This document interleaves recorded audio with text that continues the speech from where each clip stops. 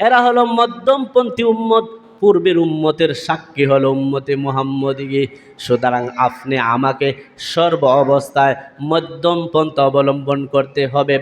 যেমন আমি মধ্যম পন্থার একটি উদাহরণ দেই। আপনার কাছে বাজারে আপনি চলে গেছেন, 1000 টাকা আছে, আপনি বাজার হাট করতে হবে 1000 টাকার ভিতরে। আপনি যদি আরও 500 টাকার ঋণ হইরা আপনি 500 টাকা খরচা হইরা অথবা বাকি আন্না বাজার আনেন, এটা কিন্তু আপনি মধ্যম পন্থা অবলম্বন করলেন না। আপনি ইচ্ছা করলে কম কম জিনিস নিয়েও 1000-এর ভিতরে আসতে পারেন, কিন্তু না, আপনার চাহিদা হলো আমি আজকে বোয়াল মাছ আনবই, ঋণ লাগলে লাগুক, সমস্যা নাই, খাইতাম হইব। এই যে মনের চাহিদায় আপনি চললেন, এটা কিন্তু ঠিক না।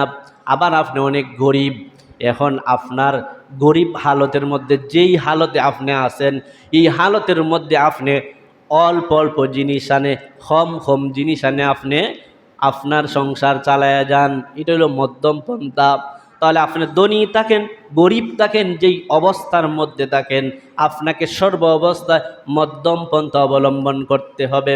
যদি মধ্যম পন্থা আপনি সর্বক্ষেত্রে অবলম্বন করতে পারেন, এটা একটা উদাহরণ দিলাম বাজারের ক্ষেত্রে, এটা পরিবারের ক্ষেত্রে হতে পারে, এটা ঈদের মার্কেটের ক্ষেত্রে হতে পারে, এটা একটা মোবাইল কেনার ক্ষেত্রে হতে পারে, এটা বাজার হাটের ক্ষেত্রে হতে পারে, এটা আপনার চলার ক্ষেত্রে হতে পারে, এটা আপনার একটা পাঞ্জাবি কেনার ক্ষেত্রেও হতে পারে। যেই জায়গাতে আমার পাঞ্জাবি 500 টাকা দিয়ে কিনলে হয়, আমি কেন 3000 টাকা দিয়ে কিনব? আপনি মধ্যম পন্থা অবলম্বন করে 1000 টাকা দিয়ে কিনেন। তাহলে মধ্যম পন্থা যারা অবলম্বন করে এরা না জাত পাবে হাসরের ময়দানে। জুড়ে বলেন সুবহানাল্লাহ। তাহলে আমরা মধ্যম পন্থা অবলম্বন করতাম চাই কি চাই না? আমরা সর্বক্ষেত্রে মধ্যম পন্থা অবলম্বন করতে চাই। আপনি যদি মধ্যম পন্থা অবলম্বন করেন, আল্লাহ আপনার প্রতি খুশি থাকবেন, আপনি হাসরের ময়দানে নাজাত পাইতে পারেন। আল্লাহ এই জিনিসটাই, আপনার যে মধ্যম পন্থার সর্বাবস্থা চলছেন, এই জিনিসটাই আপনাকে নাজাতের ব্যবস্থা করে দিবে। জুড়ে বলেন সুবহানাল্লাহ। আবার আপনার বেশি টাকা আছে, এরপরেও আপনি ওই আপনার অনেক টাকা, এরপরও আপনি এমন বখিলতা করেন যেই বখিলতার কোনো শেষ নাই, এটাও কিন্তু ঠিক নয়। বখিলদেরকে আল্লাহ রাব্বুল আলামিন পছন্দ করেন না, এটাও আপনাকে করতে পারবেন না। আপনাকে মধ্যম পন্থা অবলম্বন করতে হবে। তাহলে নাজাত দানকারী 3টা জিনিস, এর মধ্যে 1 নাম্বার হলো প্রকাশ্যে গোপনে আল্লাহর ভয় করতে হবে। 2 নাম্বার হলো কেউ সন্তুষ্ট কার অসন্তুষ্ট দেখার বিষয় নয়, সব সময় সত্য কথা বলতে হবে, সঠিককে সঠিক বলতে হবে। 3 নাম্বার হলো সর্বক্ষেত্রে মধ্যম পন্থা অবলম্বন করতে হবে। যদি এই 3টা জিনিস আপনি অর্জন করতে পারেন, এই 3টা গুণ যদি অর্জন করতে পারেন, তাহলে রাসূল বলেন ফাআম্মাল মুনজিয়াত, এই 3টা জিনিসই তোমাকে নাজাত দেওয়ার জন্য যথেষ্ট। এরপর রাসূল বলেন ওয়াম্মাল মুহলিকাত, 3টা জিনিস রয়েছে তোমাকে ধ্বংস করে দিবে। 1 নাম্বার হলো ফাহাওয়া মুত্তাবান, হাওয়া হইল গিয়া মনের চাহিদাগা প্রবৃত্তি, মনের প্রবৃত্তি অনুসরণ করে চাওয়া। মন এখন চাইছে আমি কি করতাম, একটা অন্যায় কাজ করতাম, আমি অন্যায় কাজ করে ফেললাম। এই মনের চাহিদা চলা, এই মনের চাহিদা অনুযায়ী যদি আপনি চলেন, নফসে আম্মারার চাহিদা অনুযায়ী যদি আপনি চলেন, তাহলে আপনাকে ধ্বংস নিশ্চিত হতে হবে। আপনার মনে চাইছে আমি হাওয়া গ্রামে একটা বিল্ডিং করে ফেলবো, কিন্তু পকেটে আপনার 5 লাখ টাকাও নাই।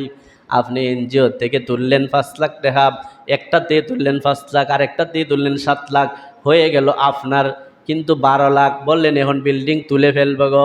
এই বিল্ডিং তুললে আপনি যে আরামে ঘরে ঘুমাইতেছিলেন, আরামে ঘুমাইতে পারবেন না। এনজিও কিন্তু রাইতে দিনে আপনারে দৌড়াইব, ঠিক না বেটি? সুতরাং আপনাকে কি করতে হবে গে? রাসূল বলেন তুমি যদি মনের চাহিদা অনুযায়ী চলো, মনে করো পাশের ঘরে বিল্ডিং বানাইছে, আমি খেলে পারতাম না, এটা আপনার মনে শয়তানে ওয়াসওয়াসা দিব। পাশের ঘরে এরা দিকে ভালা ভালা খাইতে, আমি কেন পারতাম না? ওই যে তাল মিলায় চলতে চাও, মানুষের সমাজের সাথে তাল মিলায় চলতে চাও, অথচ তোমার সেই যোগ্যতা নাই, সেই সামর্থ্য নাই। এই তাল মিলায় চলার কারণে, মনের চাহিদা অনুযায়ী চলার কারণে তোমার ধ্বংস 100% নিশ্চিত। আপনার ধ্বংস নিশ্চিত। কারণ নবীজি বলেছেন, নবীজির চেয়ে এই পৃথিবীতে মানে বিজ্ঞ সারা বিশ্বের মহাজ্ঞানী আর কেউ নাই। নবীজি বলেছেন তুমি যদি তোমার মনের চাহিদা অনুযায়ী চলো, তোমার ধ্বংস নিশ্চিত। 1 নাম্বার। 2 নাম্বার হলো ওয়াসুহুল মুত্তাউন, তুমি যেগুলা ধ্বংসকারী জিনিস আছে এই জিনিসগুলা তুমি অনুসরণ করিও না।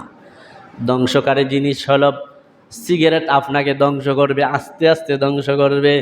আপনাকে ঘুষ আস্তে আস্তে ধ্বংস করবে। আপনাকে সুদ আস্তে আস্তে ধ্বংস করবে। আপনাকে খারাপ আচরণ, অন্যায়ভাবে আপনি যদি কারোর সাথে খারাপ আচরণ করেন, এটা সাথে সাথে আপনাকে ধ্বংস করবে না, আস্তে আস্তে ধ্বংস করবে। আপনি যত বড় চাকরিজীবী হন না কেন, দেখছেন না খদিক আগে বাংলাদেশের ঘটনাকাপ, বড় বড় সচিব এদের মতো শিক্ষিত আর এই দেশে নাই, কিন্তু তাদের গাড়ির নিচে পাওয়া যায়, গাড়ির ভিতরে বান্ডিল বান্ডিল টাকা পাওয়া যায়, যাদেরকে দেখলে মানুষ হাজারবার স্যালুট দিত, পুলিশ স্যালুট দিত, সেনাবাহিনী স্যালুট দিত, সবাই তাকে স্যার স্যার বলতে বলতে জান চলে যাইত। ওই মানুষদের এমন বেজ্জতি হয়েছে কেন? কেন বেজ্জতি হওয়ার কারণ হলো ওই মানুষ বৈধ পথে চলে নাই।